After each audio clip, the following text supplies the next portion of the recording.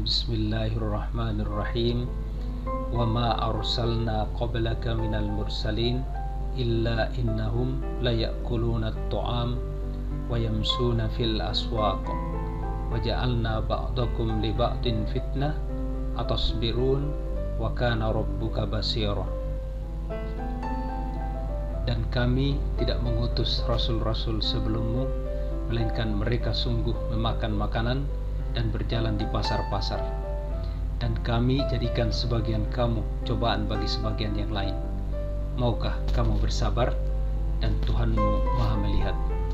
Quran Surat Al-Furqan ayat 20.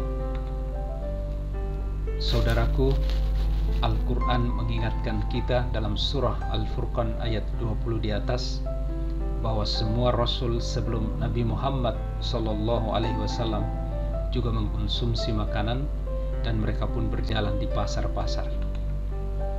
Pesan ini sederhana namun mendalam. Rasul bukan malaikat. Mereka manusia biasa. Mereka lapar, mereka butuh makan, mereka turun ke pasar, berinteraksi dengan masyarakat, mencari nafkah dan hidup di tengah masyarakat. Justru disitulah keindahannya. Karena jika Rasul itu malaikat, bagaimana kita bisa meneladani kehidupannya? Maka Allah menjadikan Rasul dari golongan manusia agar kita punya contoh nyata dalam keseharian kita.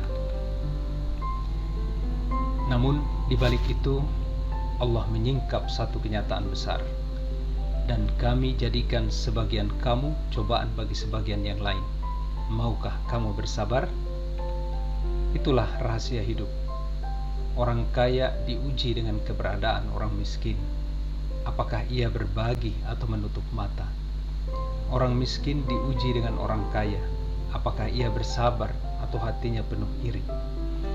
Orang yang berilmu diuji dengan orang awam.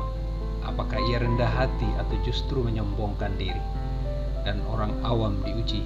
Apakah ia mau belajar atau justru menolak kebenaran? Bahkan Nabi sendiri adalah ujian bagi kaumnya. Ada yang tunduk beriman, ada pula yang menolak hanya karena beliau manusia biasa. Saudaraku, hidup ini adalah rangkaian ujian. Kita adalah ujian bagi orang lain, dan orang lain adalah ujian bagi kita. Allah menutup ayat ini dengan kalimat, dan Tuhanmu Maha melihat. Ya, Allah Maha melihat bagaimana kita bersikap, Maha melihat bagaimana kita menanggapi perbedaan. Allah Maha melihat bagaimana kita menahan diri dari bersabar. Maka jangan pernah remehkan siapapun, sebab bisa jadi dialah ujian terpenting bagi kita untuk naik derajat di hadapan Allah.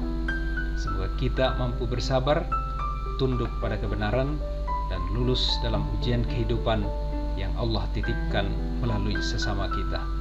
Barakallahu fikum. Assalamualaikum warahmatullahi wabarakatuh.